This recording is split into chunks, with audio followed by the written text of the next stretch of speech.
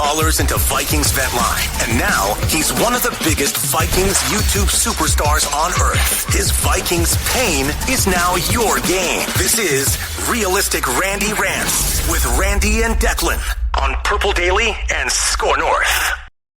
Purple Daily, what's going on? Declan Goff here with Realistic Randy. It's Realistic Randy Rants every Monday right here on the Purple Daily YouTube channel. Hit the subscribe button for daily Minnesota Vikings entertainment, 7 days a week. The home of Vikings Vent Line, the home of Mackie and Judd. Write that down. Before We Die with Jesse Pierce, Thor Nystrom, and of course, my guy Realistic Randy as well. We do this every Monday. Subscribe to his YouTube channel too as well. He's got fun stuff to talk about the Vikings and fun skits as well. He's a lot more creative than just Mackie and Judd and everyone else here at Score North. So hit that subscribe button, too, for daily Minnesota Vikings and just entertainment from our guy, Realistic Randy. Obviously, Randy, the Vikings get the Philadelphia Eagles for Week 2 on Monday Night Football. But let's start with this idea here because it's a primetime game for Kirk Cousins. And Week 1, Kirk Cousins looked phenomenal.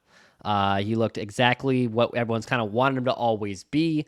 And you and I were kind of thinking about a nice idea off the top here. And this is actually was talked about, I think, between you and I in the preseason episodes and leading up, in that Kirk Cousins has the ability to win us over. So do you think in 2022, Kirk Cousins can not only maybe win some haters over, but also kind of change his narrative on how he is perceived, not just locally, but also nationally? As far as winning the haters over, changing the narrative, I was thinking about that. What would that look like? How do you quantify that? And I don't really know if there's anything more he can do individually as a player. And I've never seen a professional athlete in my life that puts up consistent top 10 productions at his position in his sport, but yet the collective narrative from the masses is, top 10 in whatever category as a quarterback, but it's make-believe. It's fiction. It's not real. So the only thing I can really think of is wins, because top 10 production every year he's putting up 4,000 yards and 30 touchdowns. The only thing I can think of is wins, which I don't know if that's necessarily fair to put on one player in the ultimate system league. But as far as records are concerned, Jimmy Garoppolo has a career record of 33-14, 19 games above 500.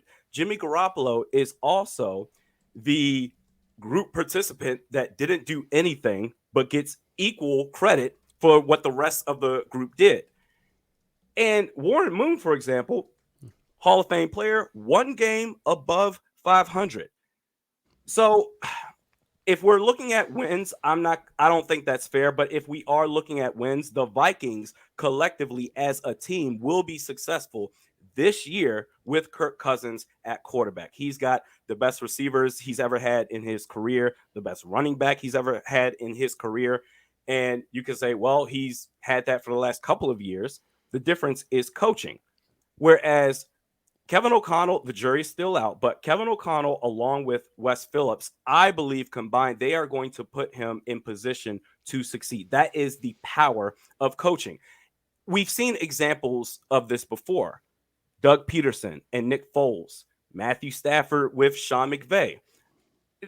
Before he went to LA in Detroit, Matthew Stafford, good quarterback, incompetent franchise, never won a playoff game, goes over to LA, a legit head coach, offensive-minded head coach, weapons galore, solid defense. They win the title.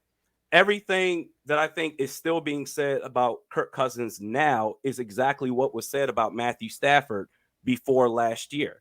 So I think because of that combined Ultimate System League, Kevin O'Connell, Wes Phillips, the players that he has on offense, I think the Vikings will be successful. The system now with the Vikings is designed for Kirk Cousins to thrive. And I think we're going to see that this year. Not just this year. I think this could potentially be a Rich Gannon type of leap for a nice stretch in his career. That is Kirk Cousins.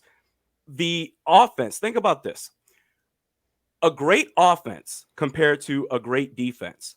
As far as building one up, I think it's a lot easier to build up a great defense. You can easily find 11 quality players on defense before you find a competent quarterback or a quality quarterback. However, once you achieve one of the two, a great offense or a great defense, it is way easier to sustain a great offense because 2017, Xavier Rhodes shut down corner. 2018, he was not the same. And all of a sudden, that it was a chain reaction. The defense is not as great as it was the year before. One thing off on the defense, it's over with. Whereas if you have a legit head coach, a legit quarterback, and at least one good wide receiver, you're solid. I think we have that now in Minnesota, and Kirk Cousins to change the narrative, so to speak. I think he's fine. I don't think there's really anything more for him to do individually in his career. But as far as wins, we are going to see a change starting this year.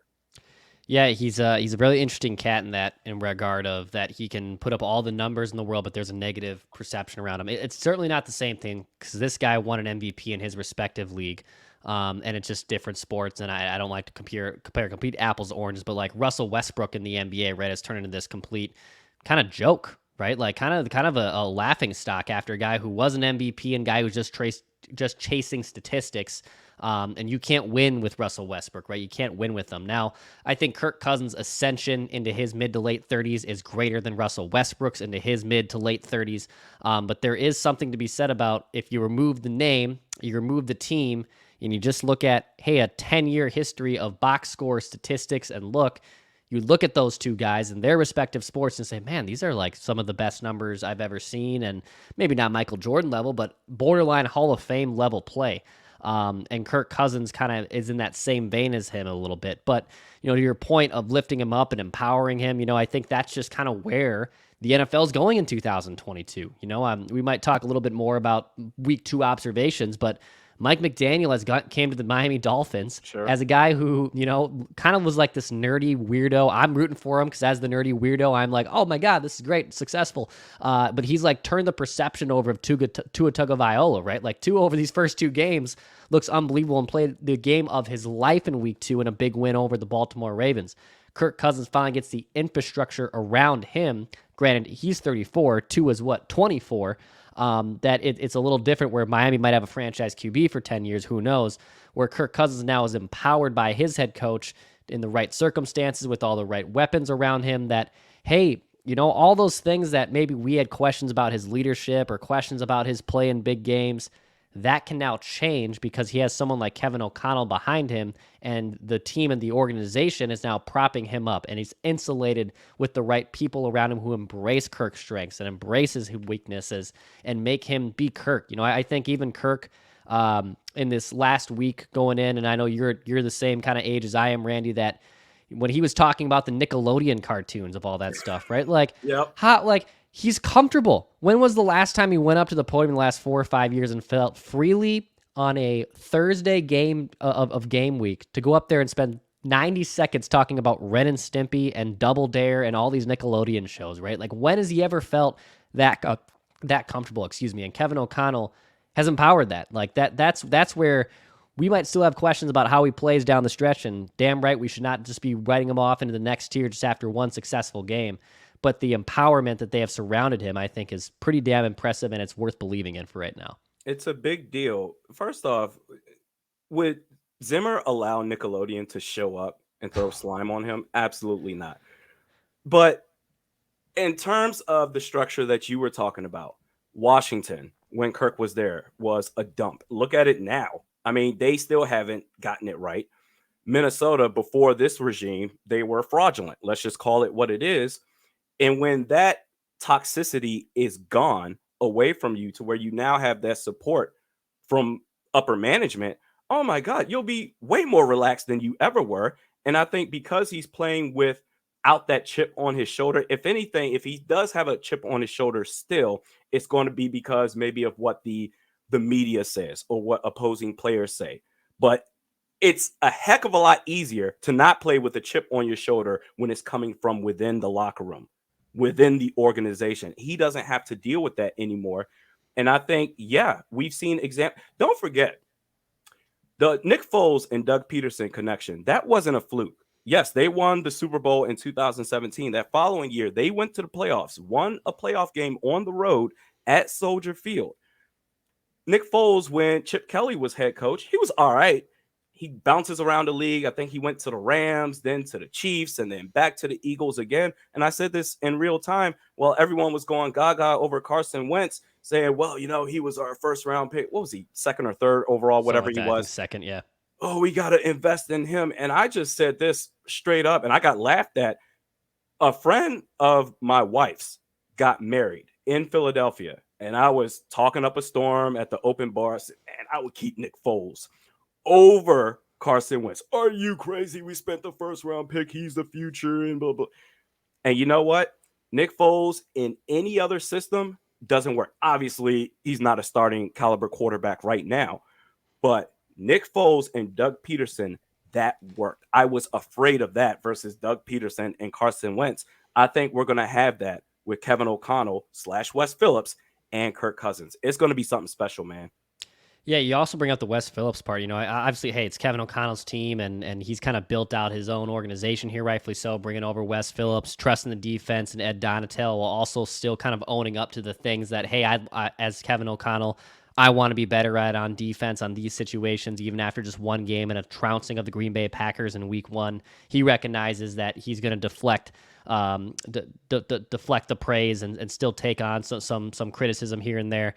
And Wes Phillips is also a guy who obviously has football in his blood. His dad was a legendary defensive coordinator. I know some people probably have a black eye against him because of his time as the head coach of the Dallas Cowboys, but at the end of the day, legitimately one of the best defensive coordinators of the last 20 to 30 years. And Wes Phillips, too, has been around Kevin O'Connell. He's able to poach this dude. I mean, look at even like Matt Daniels. We talk about the culture. Like, when have we ever seen a special teams coach been like the quote of the year throughout the first 3 weeks where he's like, I'm salivating over Jalen Reagor and his punting ability. The Vikings have had Mike Prefer, who was in the headlines for all the wrong reasons as a special teams coach for the most part. But again, that empowerment, that different vibe around the team. Some of us, when all this was going down in February and March and the coaching staffs were being named and the fun press conferences happened, we were like, okay, that's fun. But now, the real test is when games start in September, and it's just one game, and it's classic overreaction, and rightfully so. We'll overreact to it to a degree, but you can see why, that this is actually why the Wilfs elected to run things back to a degree. They said, hold on, the pieces, for the lack of a better word, are in place here. We just need different coaching. When you lose a bunch of these games in late situations with under 2 minutes, that's coaching. The Cleveland Browns lost today with Kevin Stefanski after being up 2 touchdowns. That's coaching. That's dude. wild. Yeah. That was an embarrassing loss. So that's where this Vikings vibe is different. And I know things, and we'll see what happens obviously in Monday night in Philadelphia too. And I'm sure you and I this time next week are still going to be able to break down basically 2 games in the Eagles and the Lions game. But it's still, that's where this culture is like, this is why the Wilfs did this. This is actually pretty genius, and this is why it's worth watching and playing out. Well, and forget about Kirk Cousins for a second when talking about the culture. How many times have players come out and said, man, I feel like I have a new lease on life in my career. They feel refreshed. Oh, my goodness, the culture is great. But not to be outdone, the quarterback position is always going to be talked about the most. But besides that, the position on this team that has just been a nightmare forever has been what? Kicker. Greg Joseph. You talk about Matt Daniels and how he's empowering. Greg Joseph does not look nervous at all. He looks like he's as confident as he'll ever be. Matt Daniels saying stuff like, Greg the leg, and he's going to have the greatest season of all time. And I'm even sitting back. I've been optimistic on this team, and I'm like, I don't know if I would go that far. But he looks great. So it's locker room wide. Every single player feels great being on this team. And I think that right there is half the battle. The former head coach, he's gone, whatever. If he was just not in his own way, if he put his pride to the side, he could have easily won more than he did, and he would still be the head coach right now.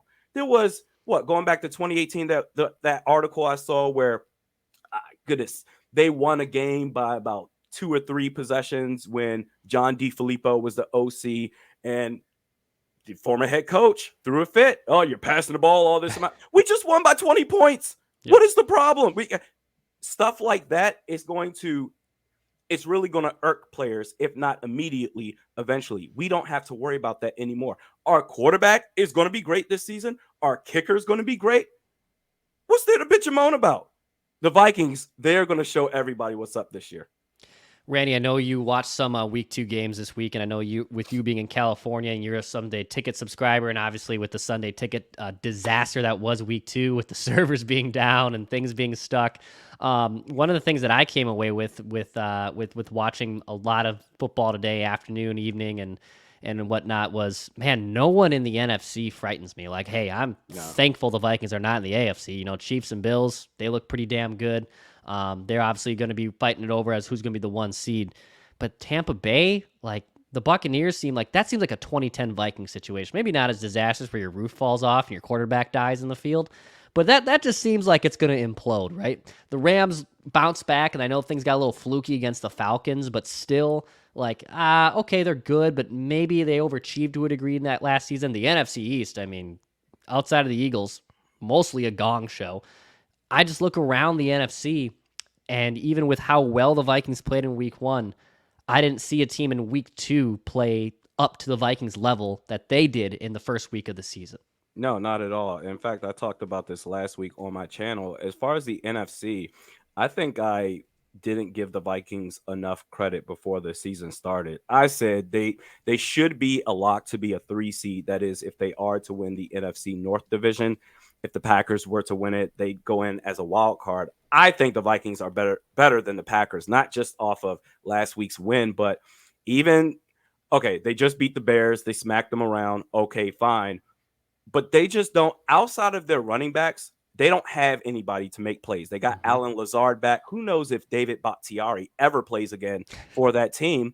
So I think they're going to win the division. So that puts them automatically at 3. I'm not really scared of the Rams. Jalen Ramsey is not the same player he was last year or a couple of years ago. They nearly blew a 28-3 lead against Atlanta on Sunday.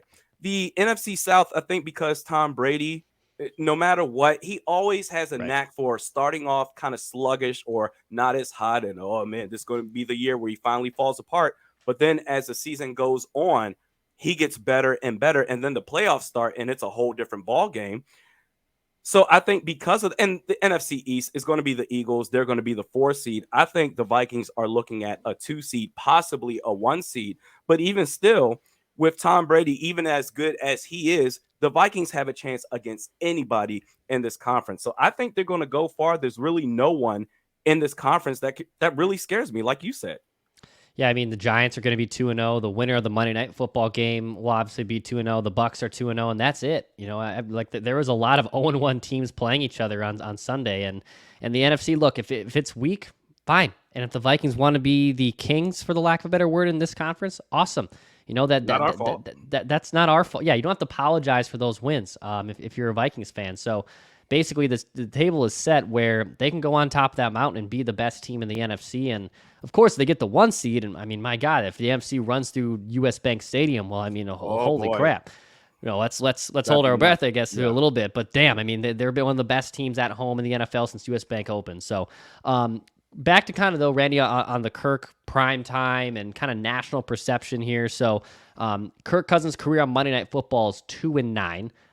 He lost. The only actually 2 wins on Monday Night Football were with the Vikings and are also against the Chicago Bears. So he beat the Bears on Monday night last season. He beat the Bears on Monday night in 2020. Outside of that, 0-7 on Monday Night Football. The Vikings have a Thursday night game on Thanksgiving night against New England Patriots. And honestly, if the season is tracking the way we want it, I'm going to guess, too, that they'll probably get flexed into some Sunday night game between, weeks 12 and the end of the season, however you want to say it. So potentially 3 primetime games, guaranteed 2 primetime games for the Vikings in 2022. And it feels like Monday night, and also this is a chance for Kirk Cousins to kind of shed some of that narrative, because we all know how people love to bring up the primetime graphic, and it seems like this also is a chance for him to potentially slay some critics more and kind of get people won over with a big-time performance in primetime football.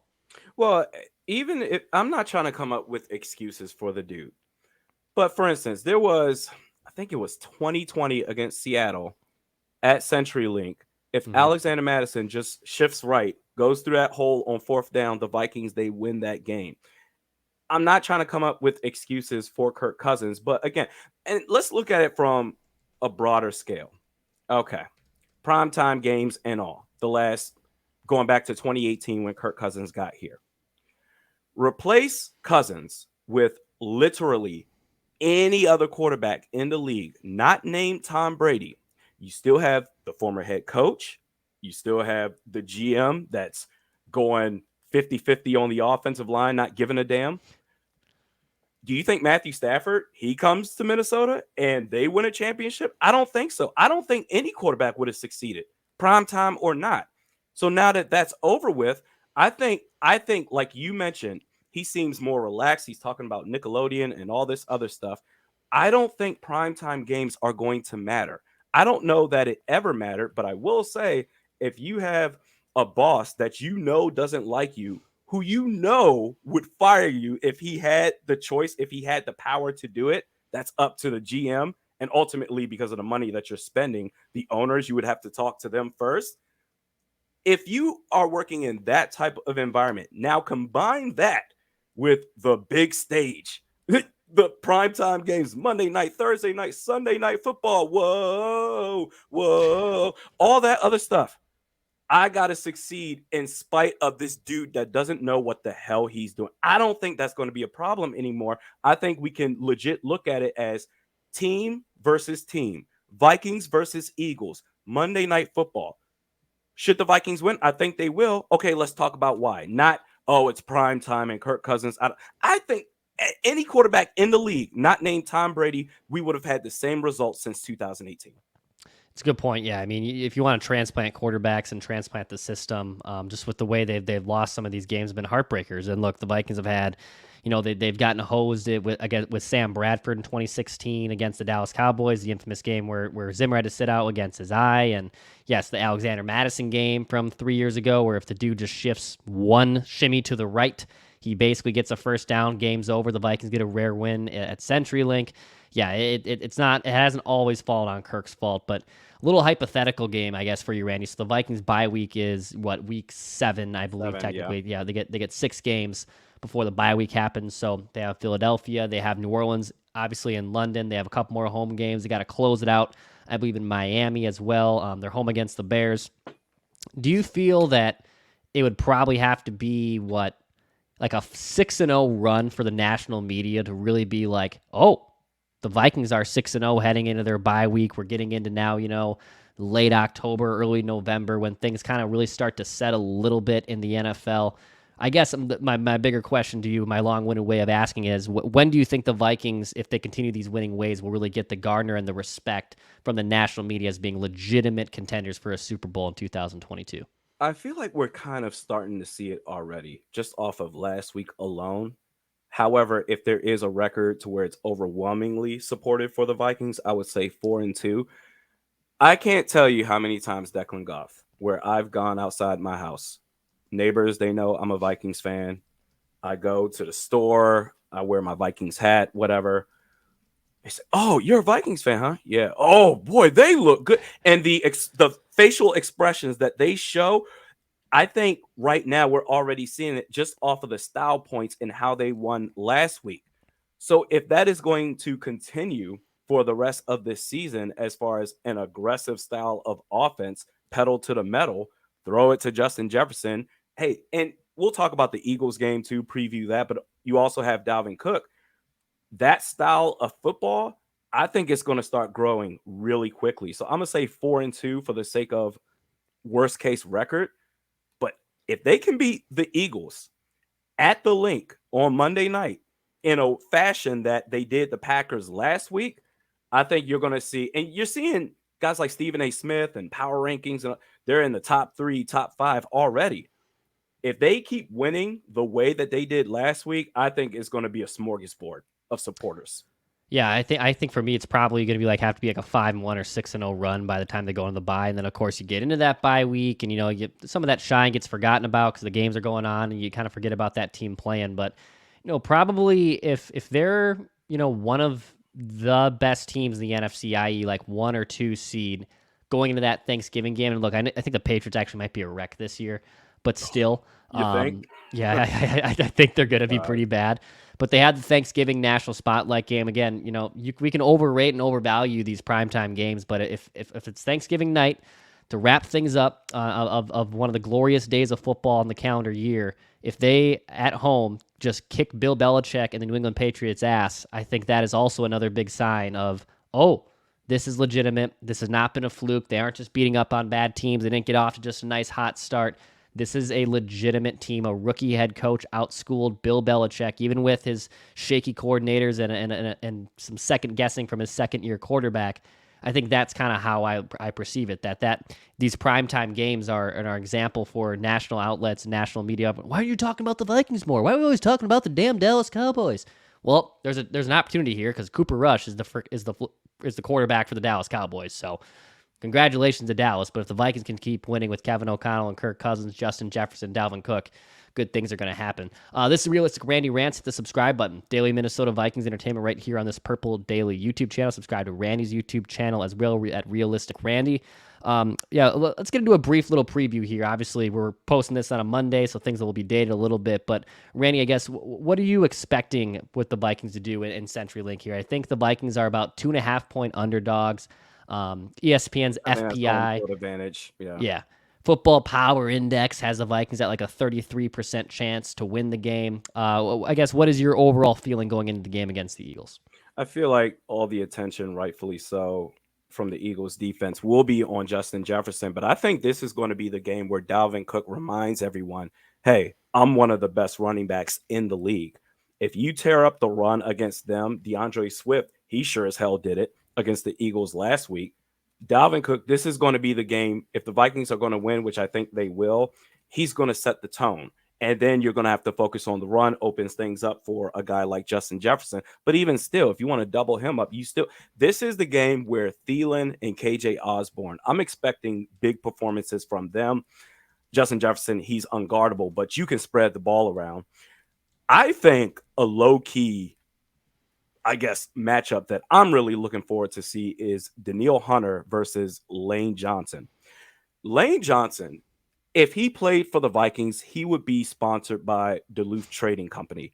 This dude is all man. And as much as maybe you want to switch around Hunter from left to right and so forth with Zadarius Smith, that's fine. I think Danielle Hunter needs to stay home at left end to go up against Lane Johnson at right tackle, just because they match up perfectly. Lane Johnson is just a brick house to where I don't know if Zadarius Smith would have success against him to where Danielle Hunter would.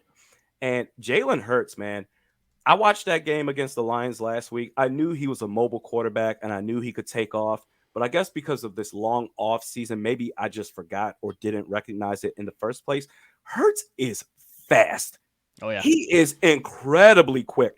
It's almost, dare I say, I don't want to be prisoner of the moment here. But in terms of footwork agility, I feel like there's Kyler Murray and Dalvin Cook at the top. And then Jalen Hurts might be in that second tier. He was ridiculous. He gets outside the pocket, it's over with. So you need to practice containment from the edge rushers. And don't forget about Miles Sanders. You have to be able to control the running game.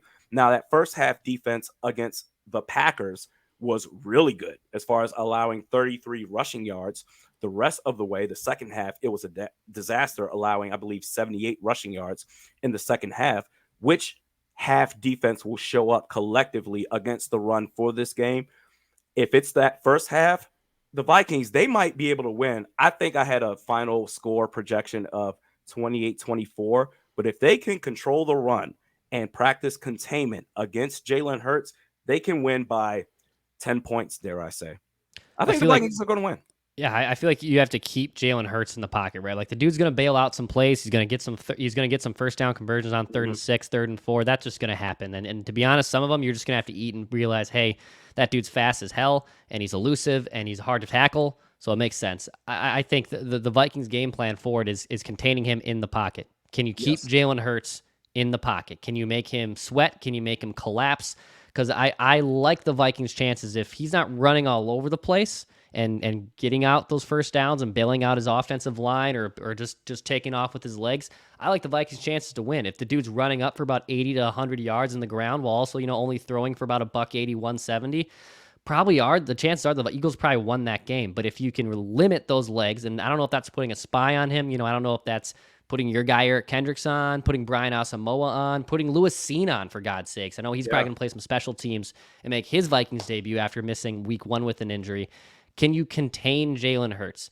I trust the Vikings offense can put up 21 to 24 points in this game. I don't have much of an issue with that. But defensively, can you contain probably the best mobile quarterback in the NFL? You know, it's probably him or Kyler Murray at this point. And then Kyler Murray was a human cheat code again in week 2, basically lucking his way into a win against the Raiders. So can you contain Jalen Hurts? I think that's the Vikings game plan. Make him stay in the pocket. Don't let him beat you with his legs. If that's the case, like if Jalen Hurts wants to drop back 37 to 38 times and is under 20 to 30 yards rushing, I'm guessing the Vikings are probably victorious. So I think that's kind of the game plan too. Just contain Jalen Hurts, let everything else, and let the chips fall as they may. And not only just keep him in the pocket, but also when he does stay in the pocket, he's a one read go type of quarterback. Get him to go beyond his first read and he gets uncomfortable. AJ Brown is out there. I don't know if necessarily, I guess maybe press coverage, you're going to have to rotate that from time to time. But if you can get him to go off his first read, you got yourselves a chance. And then if you're practicing containment and he can't get outside, oh my goodness, the amount of sacks that Z Smith and Danielle Hunter are going to rack up is going to be insane.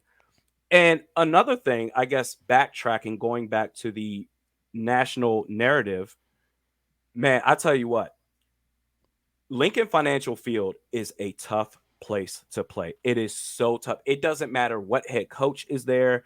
It doesn't matter what quarterback is starting for the Eagles. That is a tough-ass spot to play.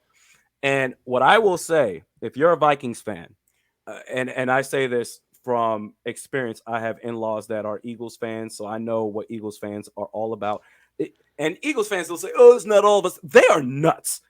Yeah. If you decide to go to that game as a Vikings fan, here's what I recommend. Which, first off, I would say don't. But if you are going to go, here's what I recommend. Wear a North Face jacket or any basic ass jacket you can find, a white t-shirt, some regular jeans. Do not show your colors. Go into the stadium, and if the Vikings do anything that's crazy, don't react. Just sit there and pretend like you don't care. And when you get out of that stadium and in your Uber back to your house, don't do it at the bar, you can celebrate. But first and foremost, don't go to the game. If the Vikings can win in that environment, I think that's going to really, as far as the national media is concerned, they're going to start talking about the Vikings even more. Legitimately the only stadium in all 4 major professional sports I don't want to step foot in for any reason. I have no urge to go. It's Lincoln Financial. I have no urge to go to that stadium. And yes, I've heard the horror stories of fans getting attacked and stuff with the opposing team. Look, I haven't been to Lambeau. Like, Lambeau's obviously on the bucket list, and even the girlfriend and I were talking about how, like, she's like, well, it sucked. You're surrounded by all those Packer fans. And I'm like, yeah, but you know what? At least the Packer fans are nice. I'm not going to get batteries thrown at me. Yeah. I'm not going to get Bud Light cans thrown at my head, unless I'm really running off my mouth with, I guess, you know, if I've had a couple drinks, then maybe that could happen. But my life will not be in danger in Green Bay. My life would not be in danger, minus the elements, in Chicago. Life wouldn't be in danger in Detroit. Like, it's one stadium I have no interest in attending. Doesn't do anything for me. You have to walk through that parking lot to get to Lincoln Financial Field, to get to that stadium, going in and coming out, especially if the Vikings were to win and they see you walking out with that purple jersey and you got to walk out into that parking lot again. Everybody's drunk as hell. They've been pre-gaming for the last 12 hours. It is a lonely walk and you don't want to do it. Don't go, but if you do, blend in and don't react. Yeah, don't do it. Please don't. And I hope, I don't know if we'll get vent line callers that are from there, but call us from a safe place. Please don't call us from the elements. We will not be held responsible for that. Yeah. Please don't. Randy, before we wrap up here, man, any last takes from week 2, anything on the Vikings you want to get off your chest here? On the Vikings, no. As far as week 2, listen, man, I spend, along with many other people in this country, I spend hundreds of dollars on NFL Sunday Ticket. And from what I've heard, DirecTV, this is the last year that they're under contract to have that service. Maybe it's going to be Amazon or Apple TV after. I can't wait.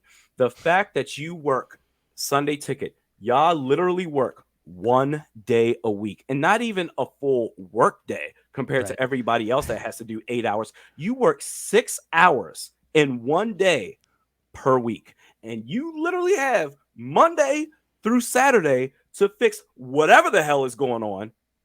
And we were out of Sunday Ticket for like 2 hours today. That's ridiculous. Are you going to give me a refund? Probably not. I can't tell you how happy I am to go through all the stress and working and being a parent and going through all this stuff, juggling my life together, as I'm sure that everybody else does across the country, to have that 1 day on Sunday to say, man, you know what? That's fine. I have this 1 day and I will pay hundreds of dollars to get that relaxation. And I can't even get that because Sunday Ticket, they're a bunch of idiots. Get it together. Yeah, it's that's pretty brutal for fans, man. I mean, it's so hard enough as it is, you know, with blackouts and other things like in other sports to get games and NFL Sunday Ticket's the supreme one, and it costs a boatload of money. And you know, I know some people have always, you know, they've dabbled in, do I get the Sunday Ticket if I live out of market? Do I get the Sunday Ticket, or do I just go to the bar and, you know, spend $60 to $70, which I'll run up a bar tab and do? You know, I know there's been pros and cons in doing that, but to your point, this is your livelihood. If you're a diehard Vikings fan living in California or wherever the hell you are, those 3 hours, I will pay absurd amount of money so it will work. And yes, are there behind the scene things that people are probably working their ass off to make sure it works when it goes? Yes, but then when it doesn't work, my God, like there's one job, right? Bill Belichick, you have one job to do. Figure it out for 3 hours. I'm going to give you $100 a month or whatever the hell it is to make this work. Please make it work. So I sympathize with you, dude. That's brutal. I'm sorry that had to happen. They get paid a gazillion dollars. They have all the money in the world. I went from Declan Goff watching Red Zone, fat and happy. Man, this is great. Oh, I've been waiting all week for this. So all of a sudden, it gets cut off, and I'm stuck watching local programming. Steelers versus Patriots. Are you kidding me? Right. The hell out of here. I can't wait for this to be over with. Yeah, no, you don't need Reddit streams and VPNs. You know, you can do all the hoop jumping. I do it with certain games here locally, but my God, if you're paying for something like Sunday Ticket that's supposed to be dynamite, that should be it, dude. That should be it. Randy, man, thank you for joining me. Appreciate it. Love this conversation. Obviously, we'll be back next Monday too to break down probably a little bit of the game against Philadelphia Eagles, but also mostly, obviously, the game against the Detroit Lions back at US Bank Stadium on Sunday. So hit the subscribe button. This is Daily Minnesota Vikings Entertainment. Hit the subscribe button, too, on Realistic Randy's YouTube channel. This has been Purple Daily.